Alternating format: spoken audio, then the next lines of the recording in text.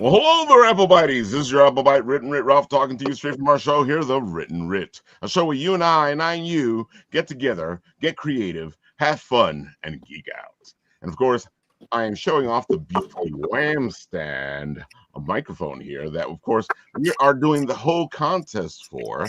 And you should be nominating your favorite podcast to make sure that they get into the chance to win this. And all you nominators will be thrown into a wheel as well to win your own Wham stand stuff, folks. So hopefully you guys are nominating, and you can nominate in this video as well as the video that is tagged on Instagram, Facebook, and TikTok. So make sure you're nominating. We got a lot of good nominations in and a lot of people nominating. That video has gone all fun sorts of ways. Folks, I am still recovering from New York Comic Con, and I have to say, I'm tired. Oh man, Paul, you only went one day. Are you still recovering? Oh, Paul, we can't hear you still, Paul. Paul's gonna have to figure it out. Yeah. Still recovering. He lost his voice. So there we go. That's what it is. You lost your voice, Paul. Can you hear me now? Oh, there you go. Now we can hear you. Yeah, I was doing my voice earlier. I was doing videos, so I was going through a voice file to do stuff. So anyway, so I have a question about nominations. Is that okay? Go for it. Yeah, so I'm very much a noob to webcasts, and I have no time to view webcasts. So I'm wondering if I nominate the Written Writ as my hosted webcast, is that okay? Yeah, I think you did. I saw it up there. I didn't see a comment though. I didn't see yes or no to it, so I just want to make sure I'm okay with that. If not, I have to go find another webcast to look at. You're not the only one to have said that the Written Writ should be nominated. I was like, I appreciate it, guys, but I already have a beautiful Wham stand mic.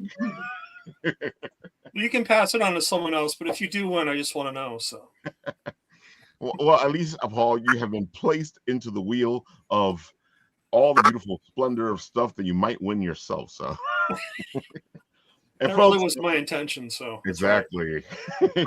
And folks, the more nominations, the more nominators are out there, the more giveaway I will do. Right now, there's two wheels. One for the podcasters and one for the nominators. If we get a lot, there will be two nominators, two podcasts, and so on and so forth, because I'm ready to give away some beautiful Wham stand stuff. And the more there is to give away, the happier I'll be. Oh, man. And of course, I want to say that, like we got right here, the Catch the Craze podcast. I'm hoping that somebody's like nominating right here.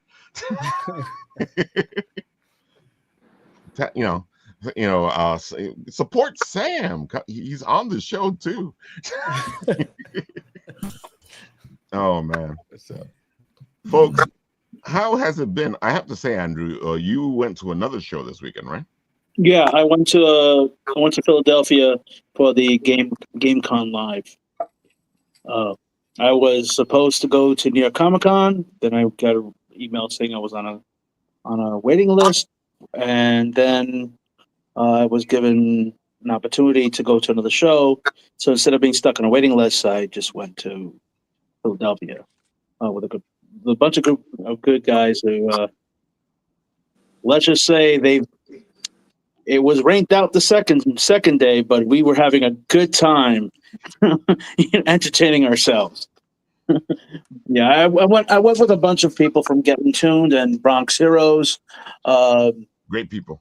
Yeah, Mike Gracia, Ray Felix, Tom Sakara, and oh my God, Rich Masacuto.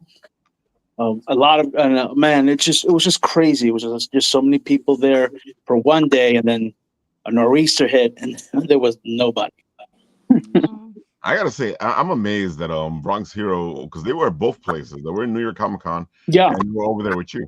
Because we were talking to the guys from over here while you had those guys over there. Yeah, they were. They covered a lot of ground this weekend.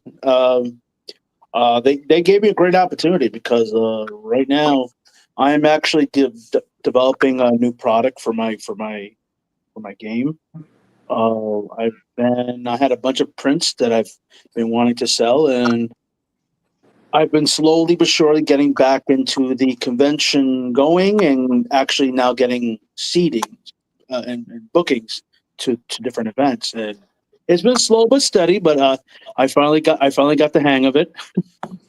Got a little my act together after a few years, and now I'm ready to go back into the seller's floor. And that was an interesting convention the first day.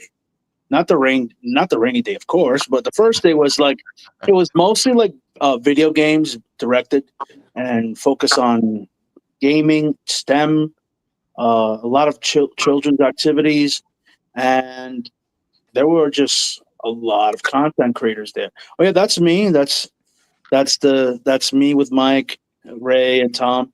Bunch of cool guys that I got to hang out with that weekend. I mean, Tom had so many stories of Marvel and DC of the yesteryear. It was ridiculous. So it's like I also felt like I was in front of, a guy who's pretty much Marvel and DC history. And then you have Ray, who's just like everyone else who knows Ray Felix. He's just a good time to have on your corner. He was just hilarious. And Mike Gracia, great cartoonist from Get in Tune, Mike Gracia Studios, amazing artist and a personally good friend of mine. And he's the one who like really hooked me up and got me out of my, hey man, I need you to start doing your thing. Oh, that's the product I'm selling. I have like several different sheets of different boards. I created that. If you're playing Dungeons and Dragons like I do, like I play a lot of games, and that's one of my prints. But if you're playing a lot of games, you're like strapped for cash, you're really doing like the old school boards. Like you're really just taking a flat board, drawing it, and you create this amazing like art that is playable. Fast forward a few years later, I found this board that I've been using for years. I scanned it and I started adding different colors and I just started making newer versions of it. And I'll show you like a couple. Like these are like just like a couple of samples that I've made over the years from Copics and markers. So I've just been like periodically like scanning them, like chess pieces and stuff with cracks and stuff like that. Just different pieces like this. And then I've been selling them at the con. For a gaming convention, I felt like I wasn't the only person representing Dungeons and Dragons there, or even representing gaming in tabletop format or even board game format.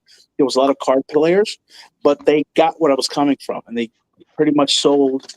I pretty much sold like half of my inventory, and I brought a lot of inventory with me to sell.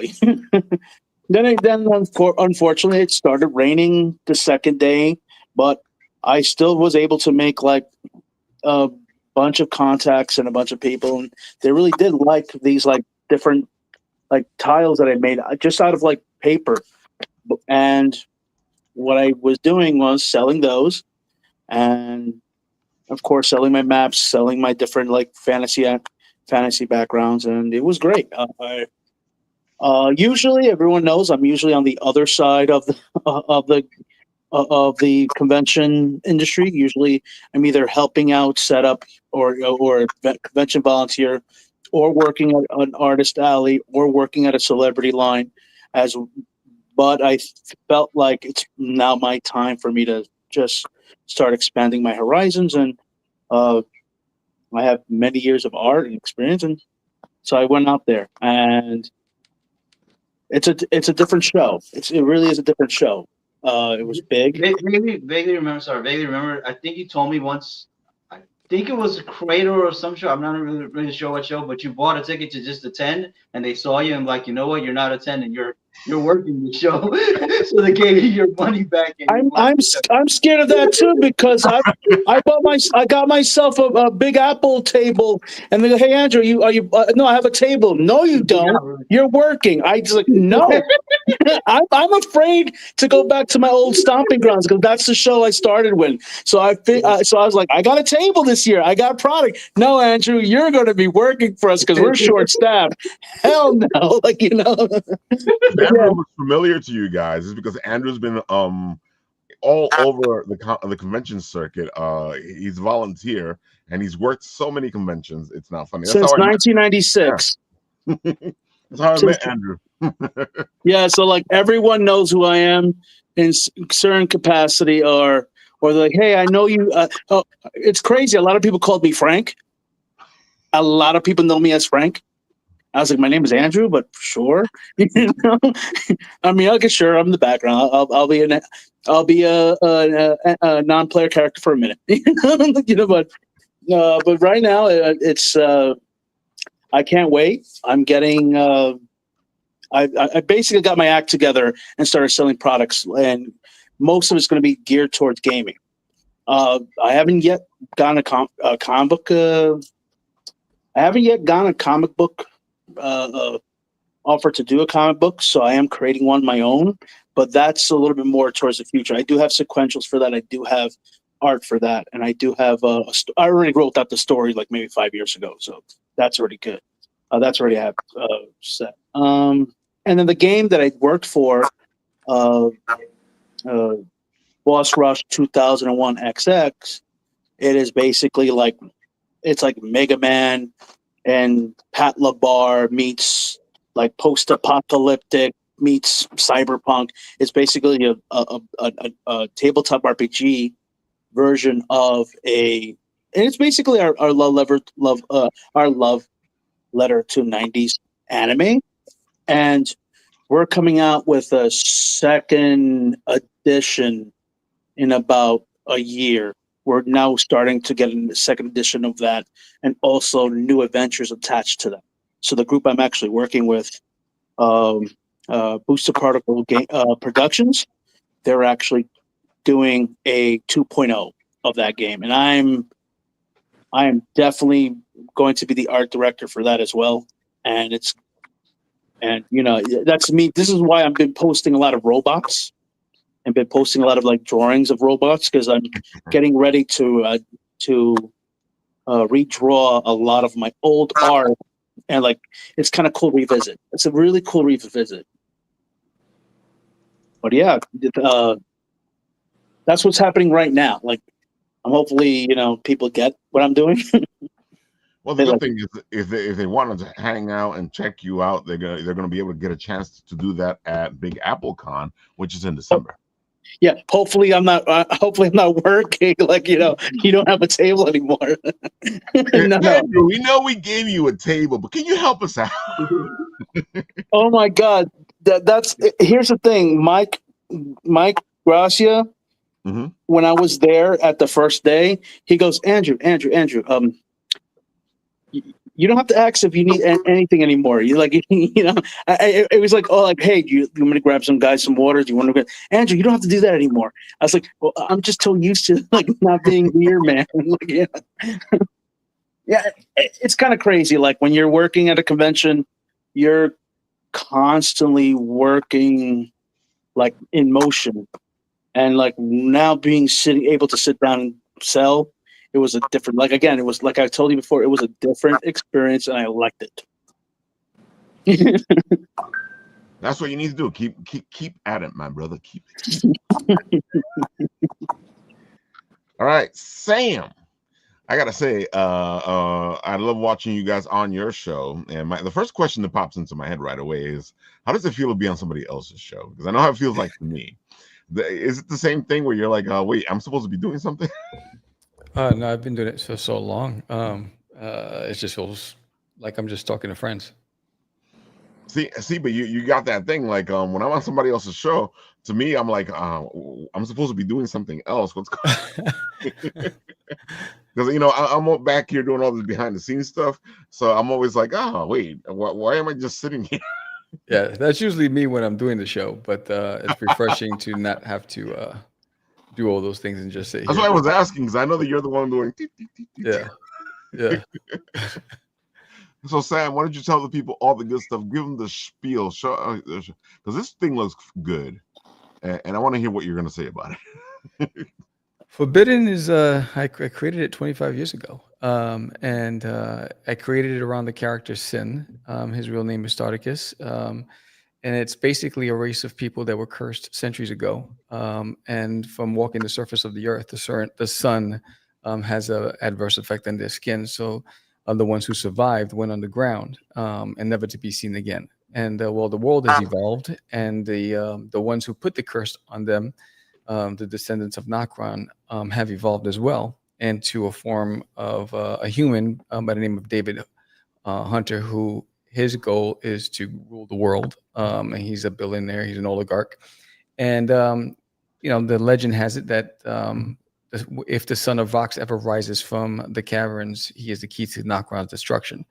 And the book starts off with the son asking his father, it's like, how do you know this curse still exists? We've been confined down here for ages. And the father, rather than listening to his son, he just imprisons him until he gets rid of those thoughts. And so the son commits the ultimate sin, which is why he gets the name Sin. He commits murder with the aid of his love interest, Arius, and they escape to the surface. And that triggers a series of events because now the sister is pleading with her dad that they need to go after her brother, and the father is more worried about protecting his people.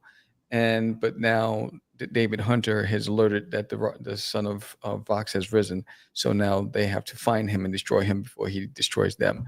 So it's old world versus new, magic and science, and it's a lot of drama and there's a lot of twists to this.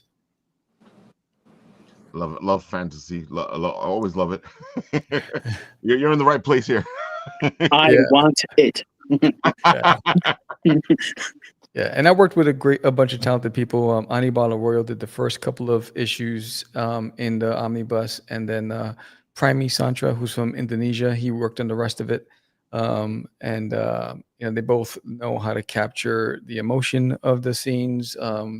A lot of epic battle scenes, a lot of elements to this, and it's everything from it's a love story, it's a story of deception and betrayal, and it's relatable, but it's also, I believe, it's timeless. And I leave the ending in a way that allows the reader to imagine what happens next. That's always good because you want to be like, okay, Yeah. what's going on? What's happening? Yes. You play D&D?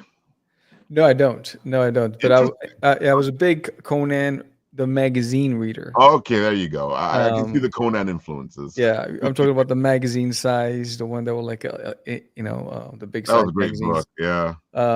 I wish they made more magazine size books. Yes, I was a big Lord of the Rings fan, and I don't know. One day I was just sitting alone, and I started talking to myself and writing down notes about this character named Sin, and I started working my way backwards. It's like, why am I calling him Sin? Well, it can't be his real name. What's his real name? And how did he get the name Sin? So okay, and then what's the problem? And there's a battle between him and his dad, and why is there some conflict there? And that's how I started building out the story, and I started plotting it from there. And then once I was done, I had several hundred pages of notes, and then I wrote the entire script. And I waited until I found the right artist, because I didn't feel I was the right artist for the book. Even though I draw and write my own books, I didn't feel I was right for this one. And Right. so that's when I met Anibal Arroyo at a Star Wars convention.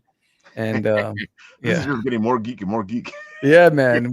We had no business being at a Star Wars convention. I'm just gonna let you know this, because we had a table there, and I had a book called Cosmic Wars at the time, and I was like, yeah, we'll do it, sci-fi. And then no, it wasn't working. But the good thing that came out of that, we got on a documentary called Inkswell, and we were filmed on that documentary, and we met Anibal. So those are two good things that came out of it. Outside of that, we made no money at that convention. It was a bust. See, I'm happy you said all of that because you hit a couple of points. Even if the convention is not doing well or you're not doing well at the convention, there's other things you can be doing. Networking at the convention is always something you should be doing anyway. And folks, it's going to be what you make of it. If you're not doing well with on the money side of things, make sure you make those connections. That's the most important. I think it's the most important. I think several things. Number one, connecting with fans of comics. Yep. And also connecting with peers and industry professionals, and Exactly. because you never know. And I think those I'm connected to so many people that I've built relationships with, 20 years ago.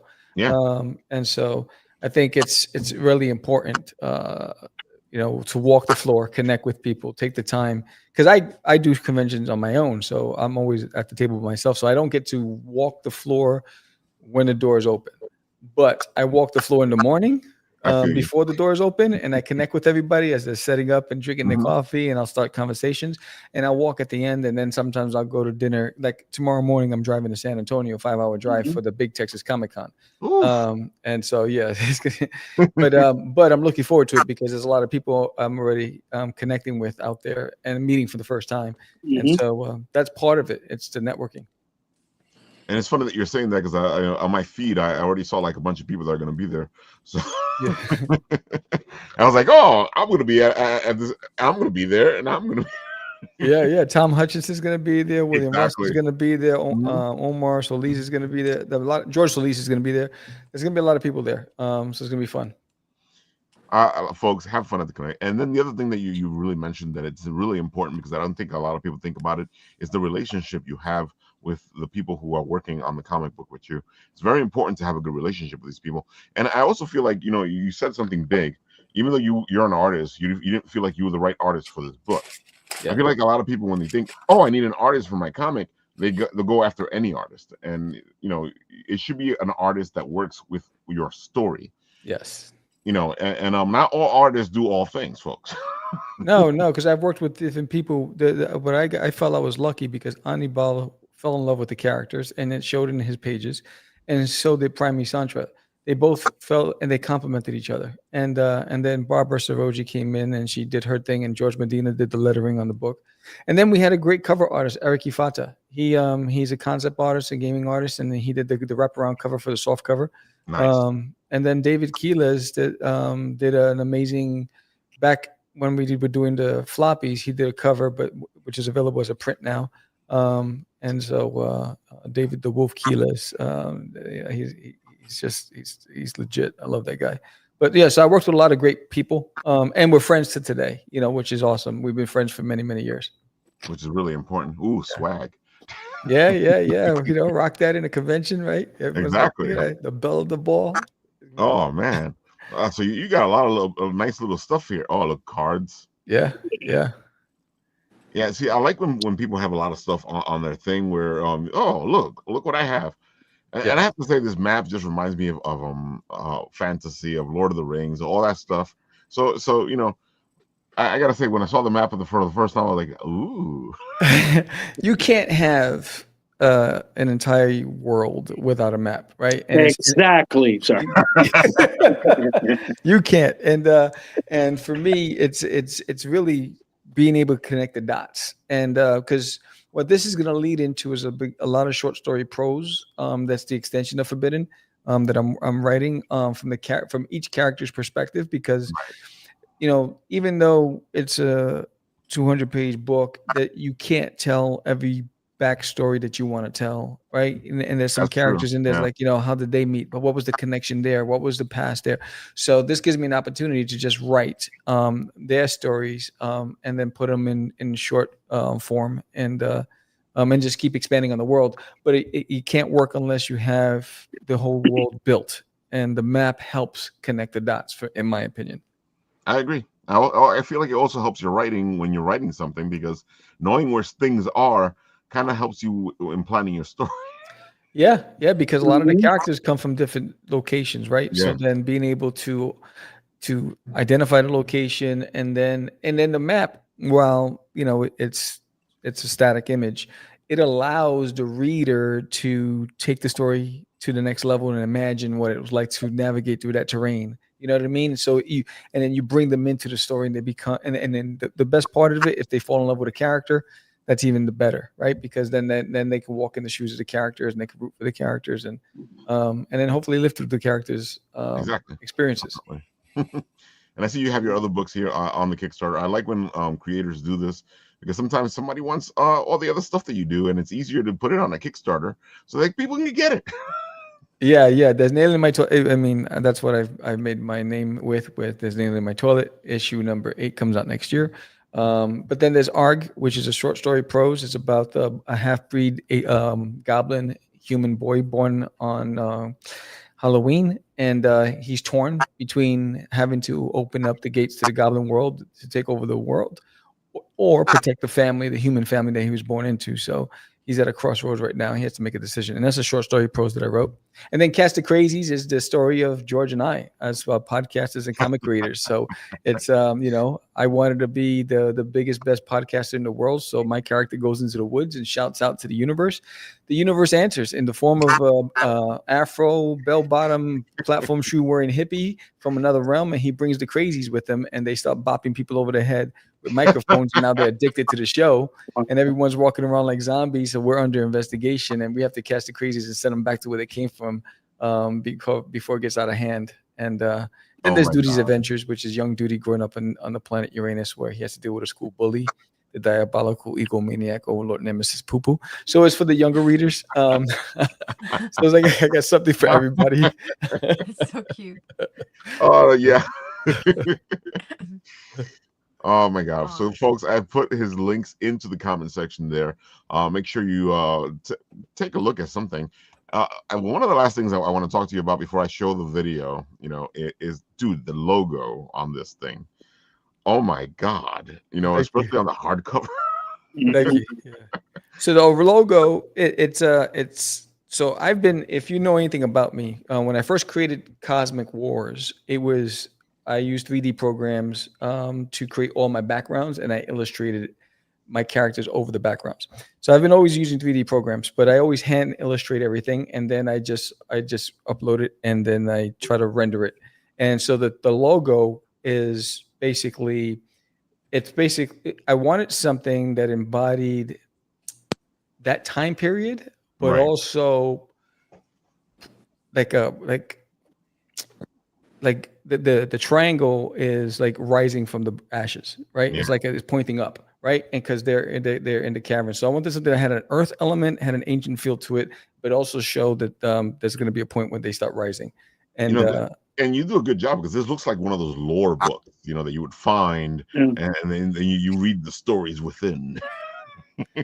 Yeah, I mean, I think for me, I give a lot of thought, and then not only that, I mean, I study a lot of the fantasy books out there, and just design elements, how they present the packaging.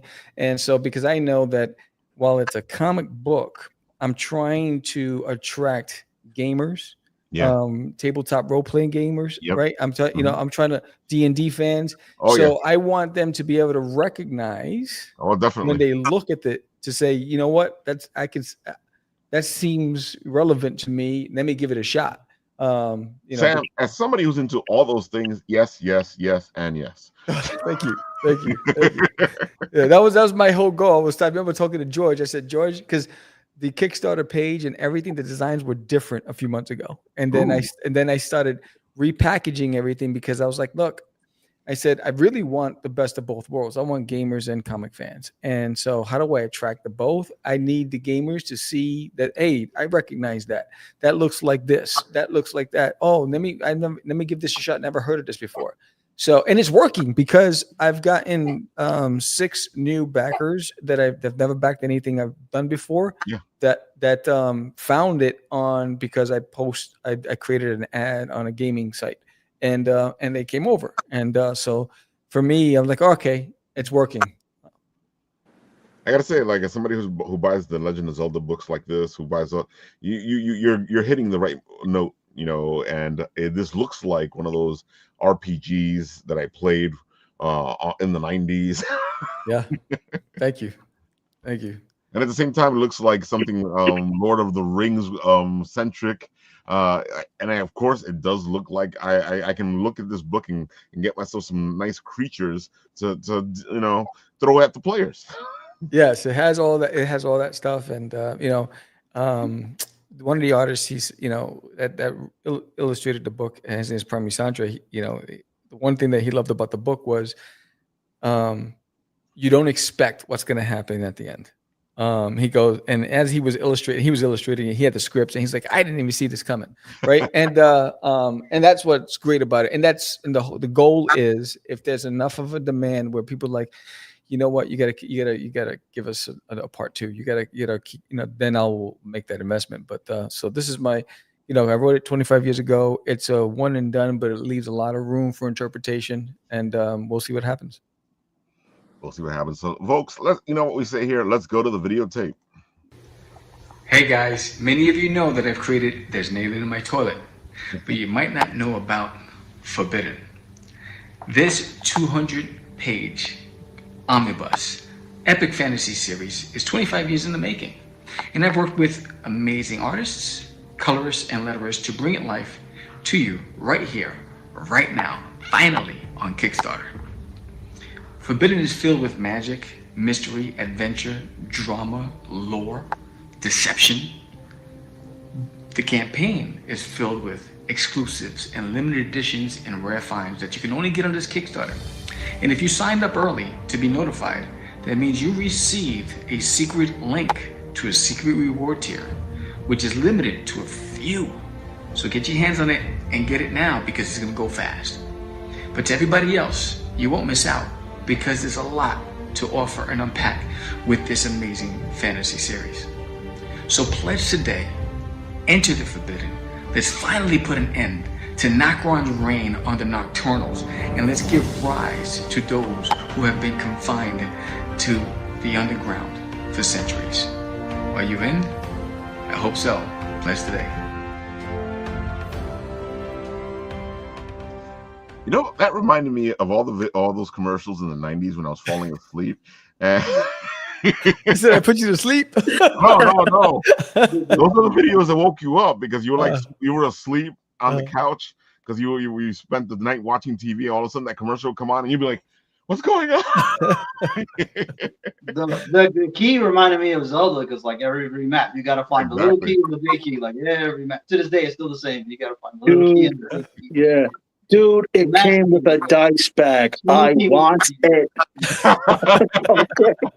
That's what the nerd in me and all my fellow gamers be like, wait, it has a custom dice bag game. All it needs is stats. Come on, Screw it. I'll give you some stats right now. Let's play. I have dice right here. I gotta say, if you want to give your creation stats, Andrew's the right guy to go to, because he's the one that creates the RPG. 3 of them actually right now. This is my third. Yeah. So, folks, go check this out. It is beautiful, and I can see that already. You guys are jumping on this because he is now at 1,050.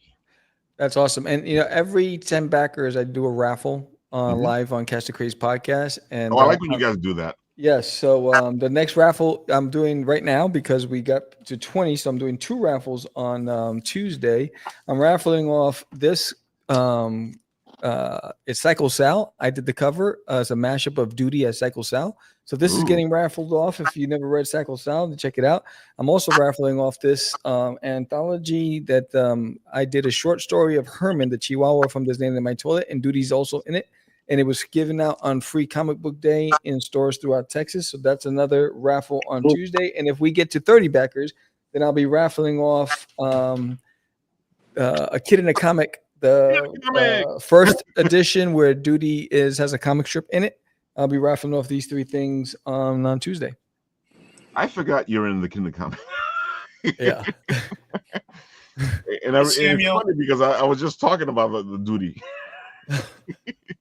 Just to let you know, the reason why I backed you what I did is because I like that cover of the hardcover. Oh, thank you, man. I appreciate love it, man. that. So it looks really cool. I can't wait to get it because I know you're going to make your goal. It's awesome. Thank you. Yeah. Appreciate it. Since I'm using my phone right now, after this, I have to get it. The seal looks like, these old ink stamps from back in the day, Yeah. where you're like, it's like a letter and you're like stamping it. And it also looks like, and I'm going to tell you right now, there are old games back in the day called Mage of Ascension from White Wolf. Now, Oh, you remember the White Wolf games? Like they're, basically Vampire the Masquerade right. and stuff like that. And Mage of Ascension always had a book with like a magical symbol with all these great like geometric shapes that really popped out. And again, you have a dice bag. I want it. As soon as I saw that dice bag, I was like, okay, you got Andrew. Oh man. All right. So, Junior, saw you at New York Comic Con. You were in costume, and I told you right away that we should do the video for the Kickstarter, and that video just took off. So You were in costume. What kind of costume? Put me right on the spot. I want to see it. Actually, I got you. Give me 1 second. You can check this out real quick. Got a little. Oh wow! Here. Wow! So you made that yourself? My wife did. Wow! That's awesome. I did the pink. That is sweet. So, we got a little Star Wars theme going on that day. and just so you guys can get a better look at this, hold on a second. Because the video stands out for a reason. Wow. That's incredible. How can you avoid that smile? Look at that. Oh man, awesome. Dude, it was great because Jorge was like, Ralph, come here. He's like, my friend here, his book is gonna start soon. Can he come on to your show? I'm like, of course he can come on the show. Then I was like, Junior, what are you doing Wednesday? All right, go ahead, Junior. Tell the people, give them the spiel. Go for it.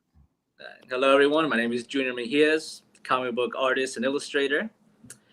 And I guess my journey really started about 7 years ago. I went on a CW binge, and I discovered Supernatural. Love Supernatural. I had a feeling you were a Supernatural fan.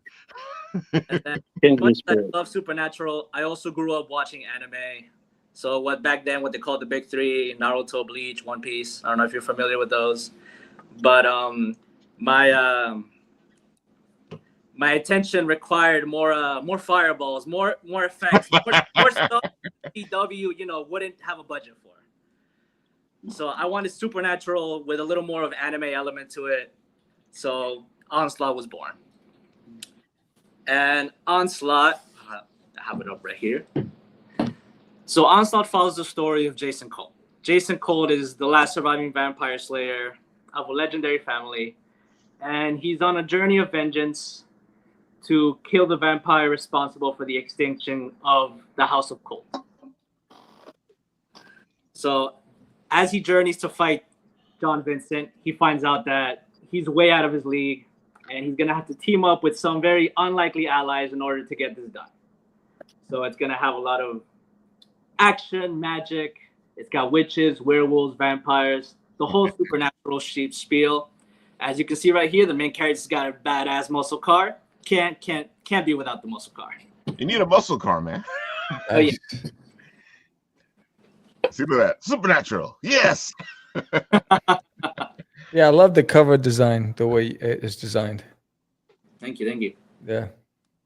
And the choice of colors, spot on.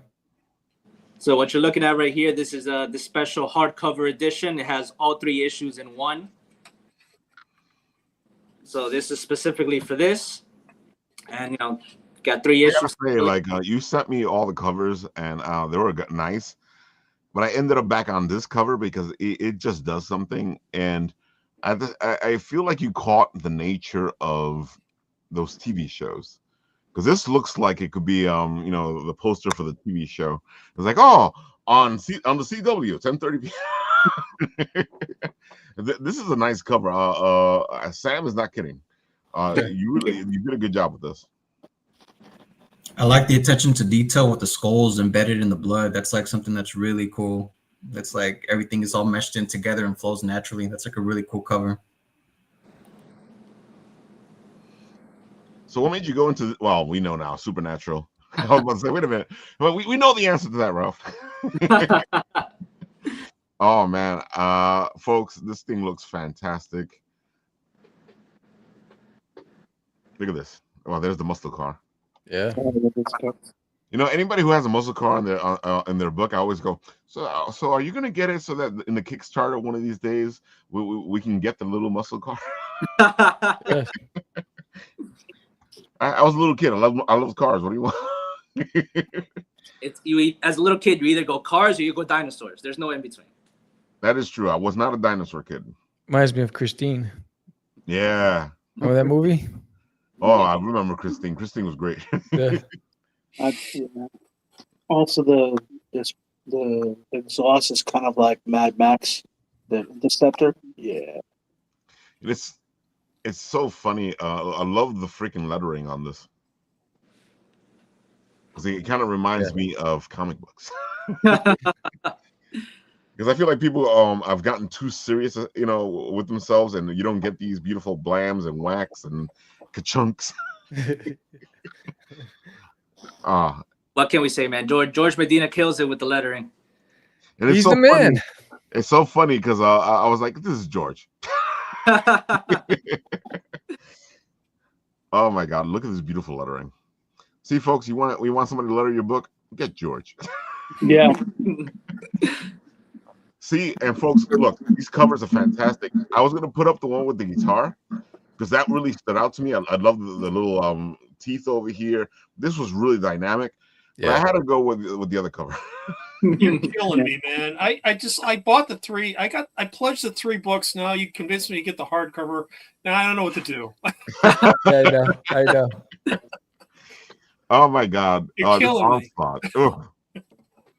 Yeah, I did the same thing, and I was like, and then I look at the cover, and I'm like, oh man. Dude, I'm telling you, he I'm sent at me a the covers, crossroads. and I was like, I want this. All right, let's do the thing here. I'll go back up. Hopefully, I don't make you guys sick. Let's go to the videotape.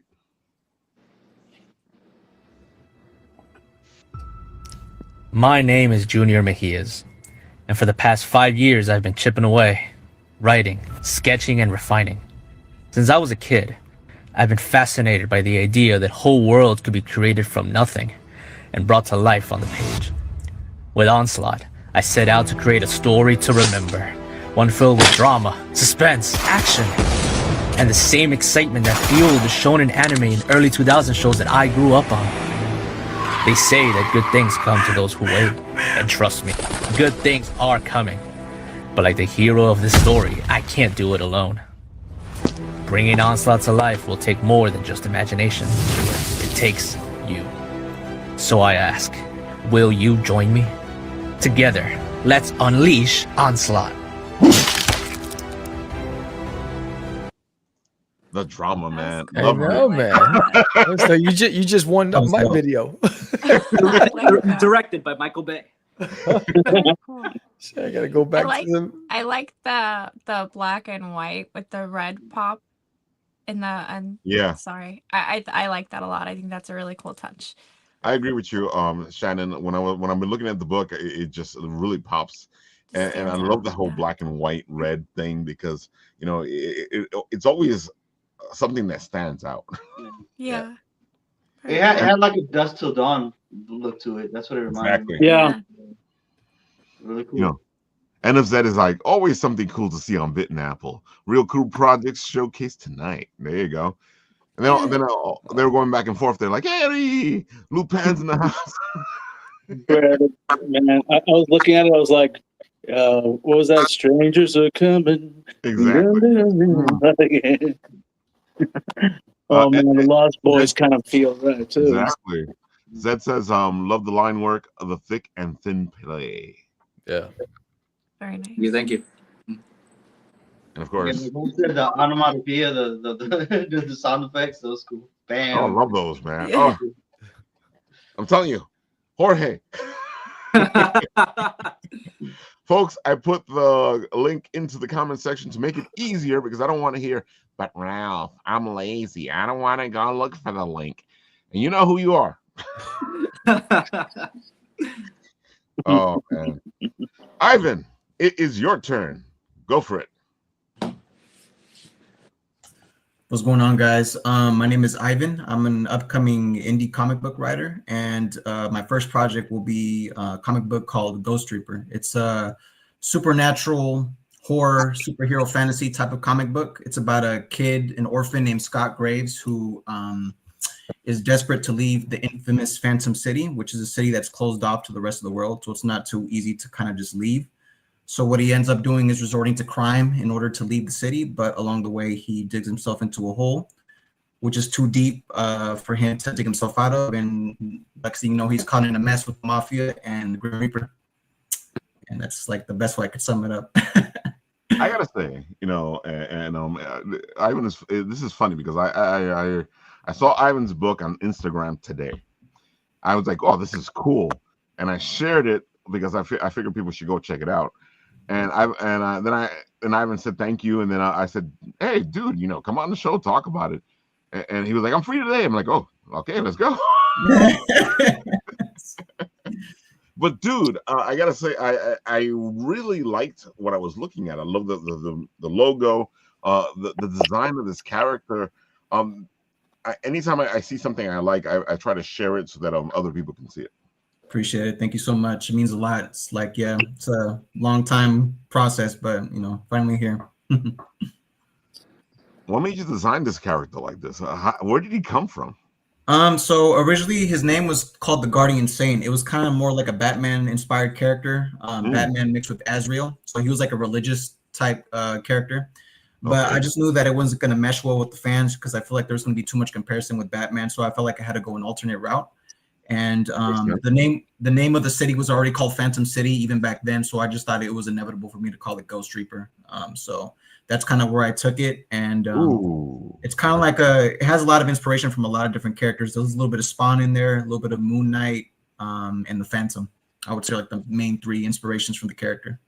I gotta say you did a great job of making him your own because you just talked about all the inspiration that's in there, but you did a good job of making this character into your own character. Even with I can see the Azrael in it, but at the same time, it doesn't look completely like Azrael.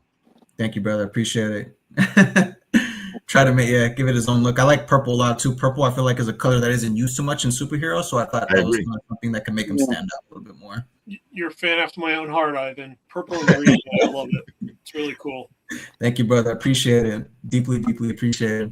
Dude, this right here, man. Wow. Dang. Is this one of the covers, or is this a print? The cover is so cool.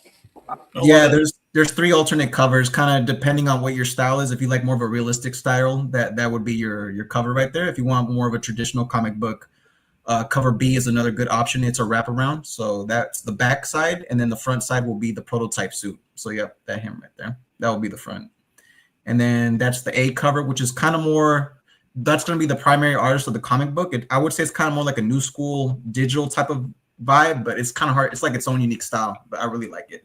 I gotta say, like, as someone who saw this and jumped on top of it right away, dude, this cover here, like, I know what you're saying, but it just feels classic comic. Appreciate it, brother. What's that comic book back in the day? Like the Slayers, like you know how their intros like a very bubbly kind of like lettering. That's what I got from this. Yeah, like Slayers, the old classic comic books from Joe. I think it was Joe Mad back in the day. Oh, what was it called? Sorry, it just escaped my head. I'm going to blank too. And I just saw forget things too. It's been so long. I just saw a podcast with him and he was discussing it, but I forgot. But yeah, I mean, I remember the huge gaps between the issues and stuff. And it was the video ads. Gold Digger. As soon as show ends, it'll come to me. But I know it was Gold Digger. Yeah, I think it was Gold Digger. Yeah, yeah. Well, the art on the inside matches the outside. Yeah, so the A cover is going to be done by the primary artist that does the inside pages, and then B and C are done by different artists. I'm just saying that because sometimes you buy a book and then the inside is not like the covers. Oh yeah, for sure. Yeah, I know what you mean. Ah, this looks great. Great design. I feel like character design has gone out the window lately. So it's always good to see a good character design.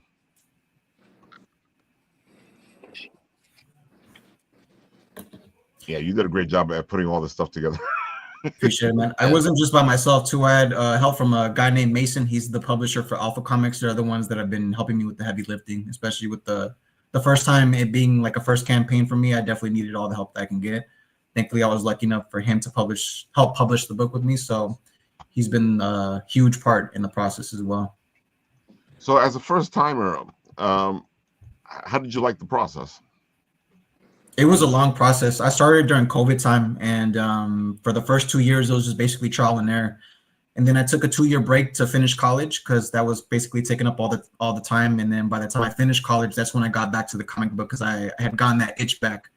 And in that time when I was in between college, I thought I was done because I quit. Like I was so tired of not seeing results, but something just urged me to come back. I think it was after seeing Invincible. That's kind of what motivated me to come back. And from there, I was just like tunnel vision. And from there, it was just nonstop. And this last year and a half is, I think, when I really started catching rhythm of the comic book, when everything started coming together. I'm happy you stayed with it, and I'm also happy you were talking about your journey because a lot of people think that this stuff just happens. I'm not sure why they think this. Yeah, it's a long process. I mean, some happen faster than others, but with me, it took damn near 5-6 years. So yeah, and that's about right. Because people look at comics and they go, "Oh, okay, it just pops up, it shows up," but they don't know that sometimes these books take years and years to get done. My book alone is taking a long time to get ready. and I'm still not ready, and I probably won't be ready till next year. Yeah, it takes time. Greatness takes time. Mm-hmm. Anytime you want to make something, really stand out, pop off, it takes time. So folks, go check it out. I put the link. Yeah, I put the link in the comment section. There it is right there, folks. This thing looks beautiful. Go check it out. You know you want some Ghost Reaper. I know I'm making it hard on you guys. I give you 3 fantastic books, and you got to go support all 3 of them. But hey, I'm the kind of guy that grew up with comic book stores, and I would go to the comic store and I would have to buy all those books. So tough nuggies. I'm not eating for 3 weeks. So don't worry about My it. poor wallet. Oh my god. Yeah, see, even Zed is like, damn, too many projects to back. He doesn't have Sam Vera money. I don't know what you're talking about. I like how he's answering. It's like, all lies. We know you have deep pockets. Your End of Zed, baby. That's a fantastic book there, folks. If you want to check out our friend Eddie there, End of Zed, great book. Fantastic. He's working on issue 2. Yeah. And he's going to be on the show soon because he's been off gallivanting to Japan, having fun. Mr. Deep Pockets.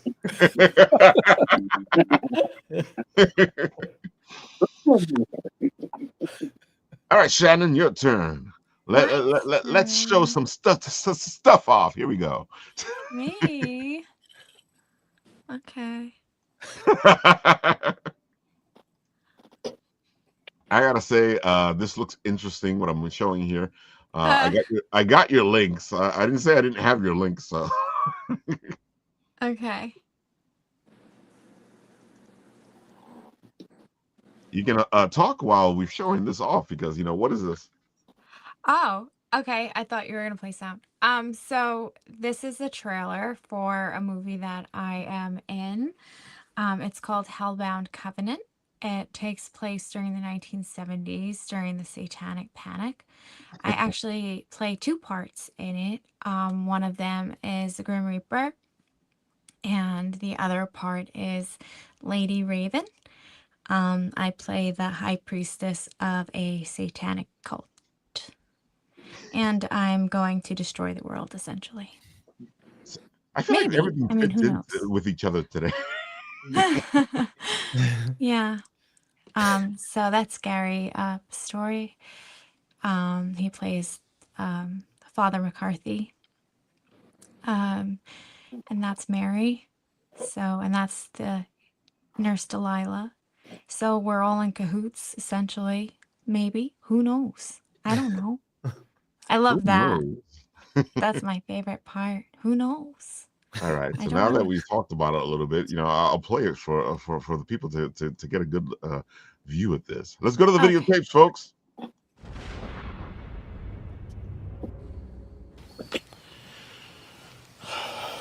In the name of the Father, and of the Son, and of the Holy Spirit, I absolve you, Mary, from all your sin. You will have a peaceful and free journey to God's kingdom and live an everlasting life. This is just the beginning. I'm going to say, Our Father, who art in heaven, hallowed be thy name. Thy kingdom come, thy will be done, on earth as it is in heaven. Give us this day our daily bread, and forgive us of our trespasses, as we forgive those who trespass against us. And lead us not into temptation, but deliver us from evil.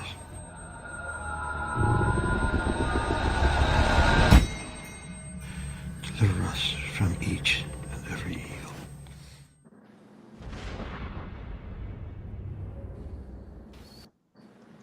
Nice. Yeah. It's spooky. It is spooky. Yeah, I like that. That was pretty cool. How long I'm did you work totally on this? freaked out.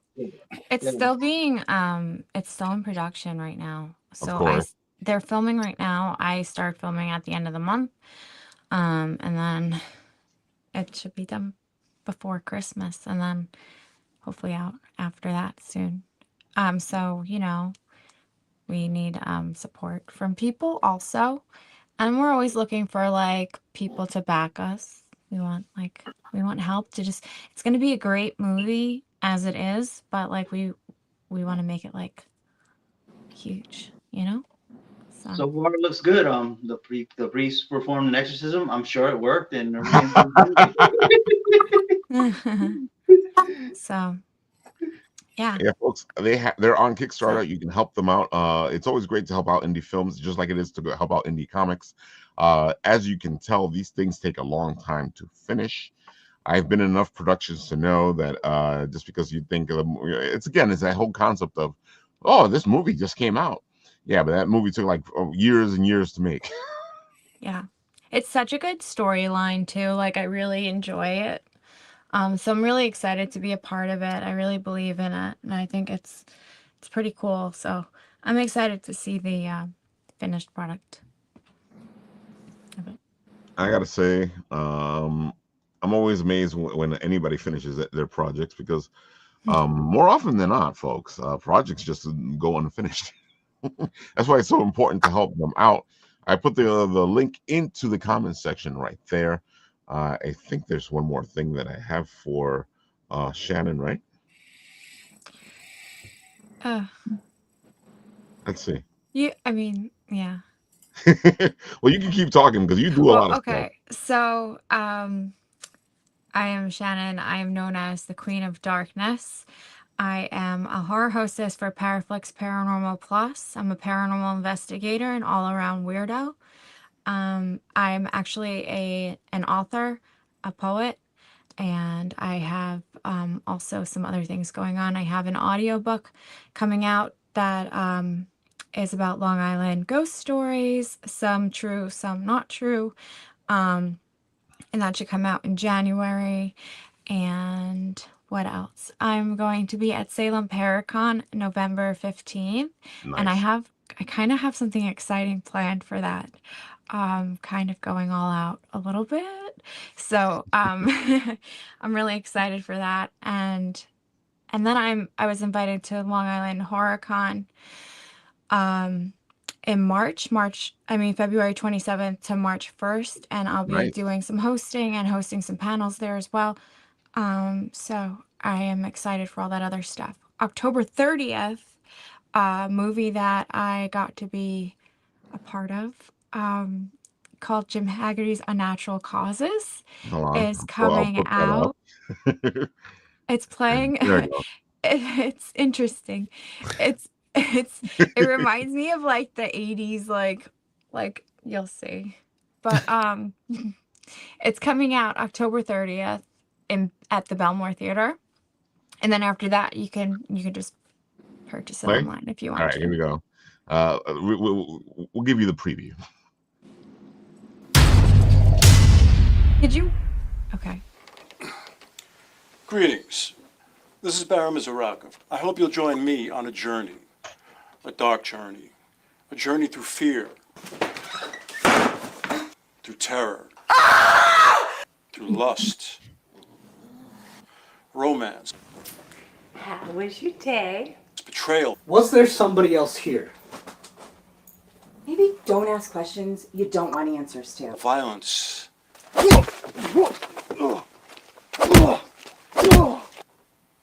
And murder. She's crazy.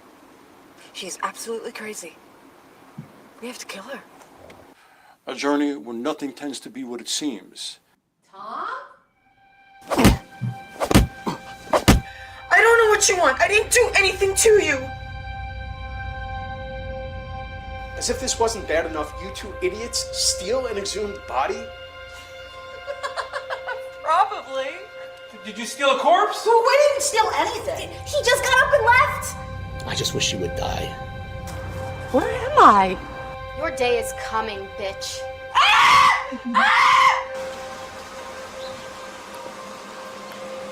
You murdered her! They mean to kill you. Of course.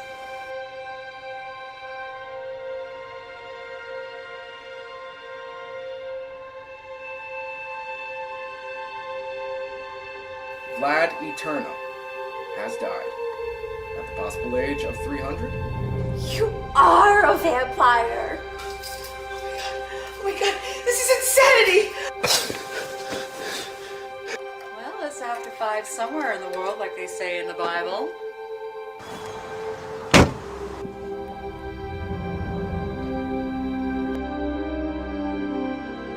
And death comes from unnatural causes.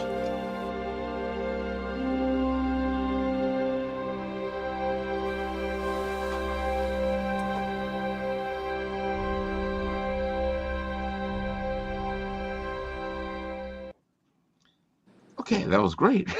I'll be honest, I got so scared because I was like, oh my god, are they gonna show so and I was, oh my god. Well, none of us were the first ones to curse, I will say. I thought I cursed ages ago, but maybe you're right. I apologize. I had I don't know if you could see me, but I was having I saw you jump for a minute, but I was like, okay. I was gonna text you, but Thanks a lot, Shannon. I won't be sleeping for a week now. I was going to tell you how great your booth was at CradleCon, but forget that one now. That was great. This is like those old school, you watch Up All Night type. Oh, yeah. In the night, man. That's cool. You know what, man? I've been enjoying movies like that recently because of Tubi. There was this old movie. There's this movie called the House of Harker, and the Haunted House of Harker, and all these great movies what was it, Storycrest and stuff like that. I was Academy of Storycrest or something, and I was just I love those movies. I just love those. I just love those movies that when they those classics horror movies that we used to love. I swear to God, I expect a Svengoolie to come out and just starts talking to me. I'm just trying. I was yeah. Well, if you're available October 30th, it's playing at the Belmore Theater at 7 p.m. Nice. I won't be there, unfortunately. A lot of the other cast will be. I'll be filming the other one. Hellbound Covenant. Of course, she is always busy. I am. But it's all good things. So I It really is. can't It's great complain. things, actually. Yeah. So, Shannon, Really one more excited. time, where can they find you? So, if they want to go look at all the beautiful stuff you're doing, they can go. Sure. You could find me when you close your eyes at night and you try to sleep. I'm that creepy sound that you hear. I'm the shadow that you see sweep across your wall. Yeah. Okay, no. A dream within a dream Can't sleep underscore for all within a demons. Yes. Just chant my name 3 times and I shall appear. A dream _ within a scream is most of my socials. Shannon Michele 1L Collins is Facebook, The Queen of Darkness, and my website, adreamwithinascream.com or thequeenofdarkness.com takes you to the same place. And I just opened my own little store on there. Items are still being added, but it's super cute. I have super cute keychains. It is stuff and she's bones. selling is pretty cute. Cute Keychains and bones. It's a variety. Creepy and cuddly. Yeah. Like this. Hold on. I'll put you up. Well, look at that. I told you it was creepy and cuddly. Coming soon. Yeah, folks, go check it out. Shannon's always a lot of fun. And of course, you guys will be seeing Shannon here on the show a couple of times because she is our ghost host or host ghost or ghostess was the hostess. Ghost host with the mostest. There you go. Your local weirdo. So she should be on the show a couple times. She'll let us know when she's on. But gosh, come say hi because she'll be here. I shall. Ivan, one last time, where can everybody find you? I'm most active on Instagram, ghostreaper_comics. In there, you'll have my link tree and the Kickstarter to everything. So I also have a YouTube channel. I have a TikTok, but I'm not too active on the TikTok. I should be, but I'm most active right now on Instagram. I'm like posting every day to promote the campaign. Junior, did we play your video? You did. Okay. Did you play this video? I'm wondering now if I missed it. Yeah, there's a little trailer for it too. Hold on. Yeah, let's go to the videotape, folks.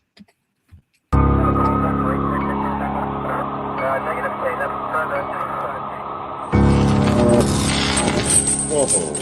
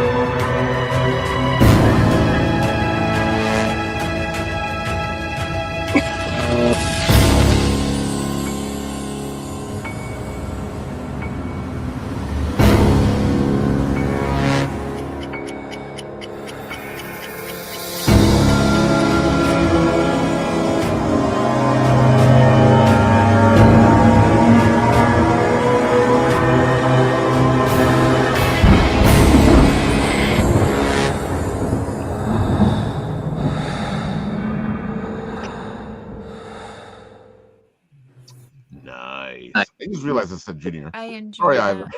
Yeah. You're good. Junior, good catch though, and I like the fact that you should show this video. Ivan, that was great. Thanks. Shout out to my cousin. He made the theme song. That's like the official theme song for Ghost Reaper too. He's a very talented music producer. Shout out to my cousin Vidal Garcia. I gotta say, I love the music. I love the whole thing. It was put together well. Appreciate it. I feel like you went all out. The whole book is giving me Image Comics, like peak Image Comics. Yeah. Dude, remember Darksiders, the game back in the day? Yeah. That music. Tell your cousin. Gaming music. That was great music. Yeah. Thank you, man. Appreciate it. Thank you. Folks, go check them out.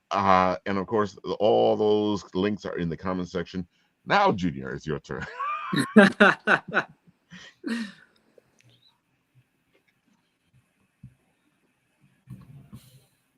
Did we lose Junior? I'm here. Okay, now it's your turn.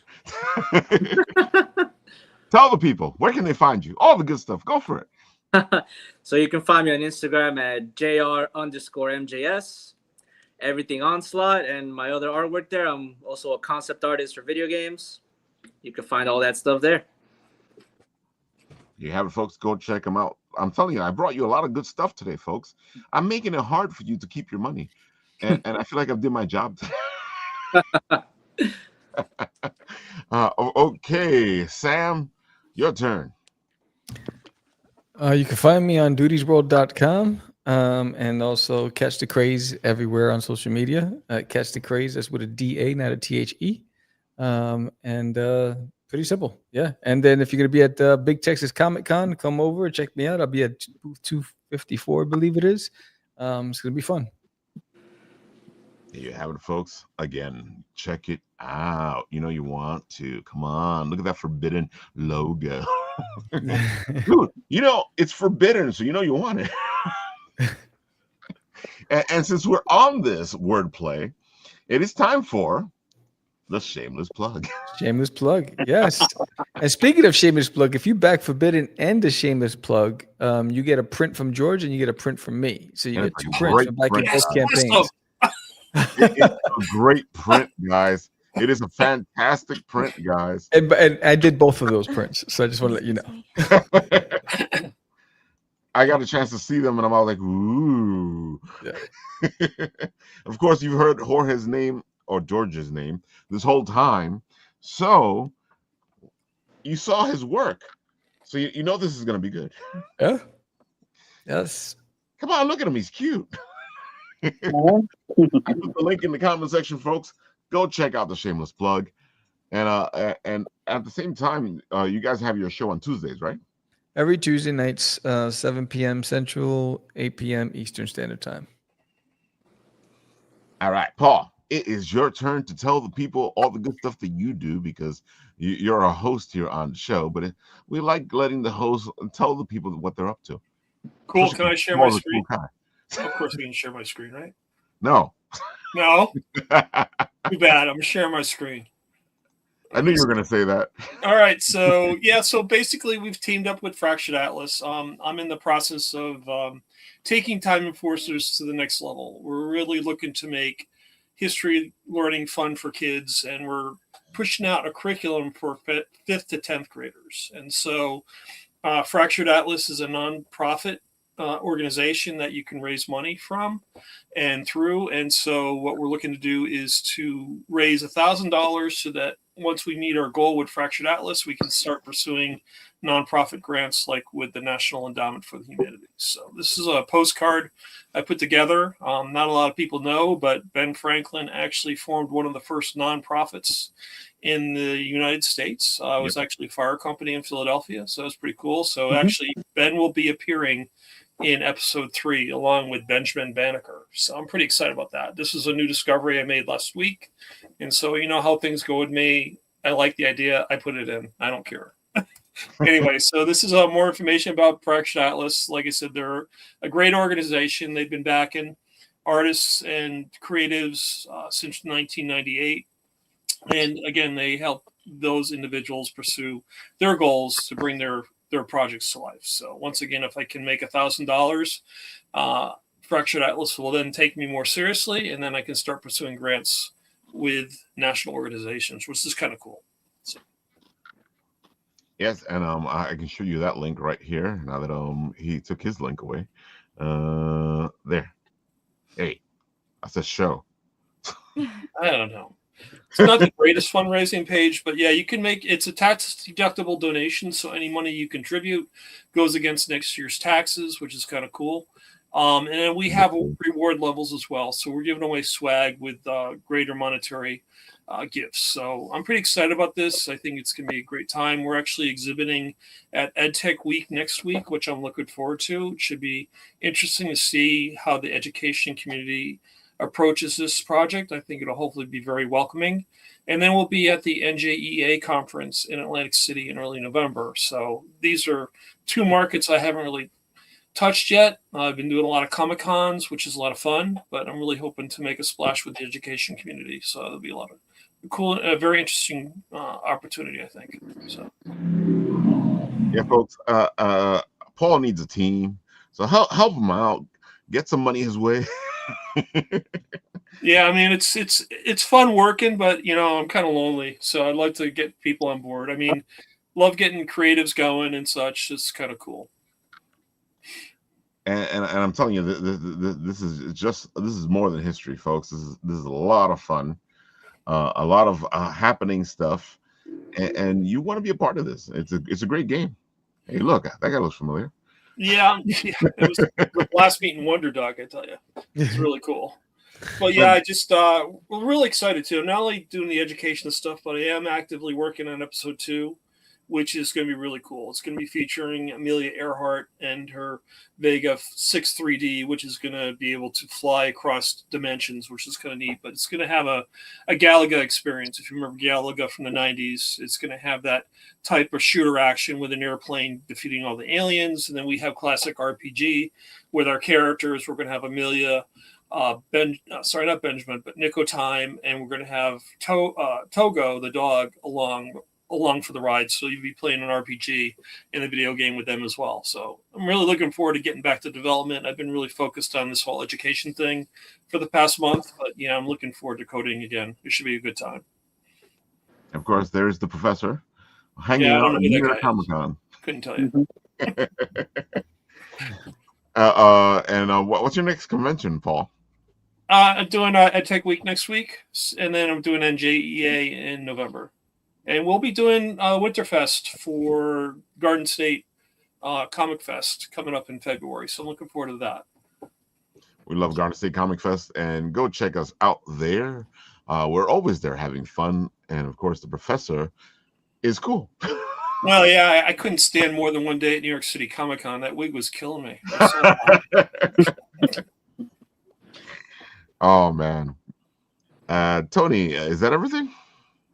That's everything. What have I been doing lately? I reviewed I reviewed Demon Slayer Infinity Castle. I finally saw that yesterday. All my other anime reviews are up, and my pictures from New York Comic Con are up, and yeah, that's about it. So everything's on the Now page. Go there, see the stuff. It's free, So exactly.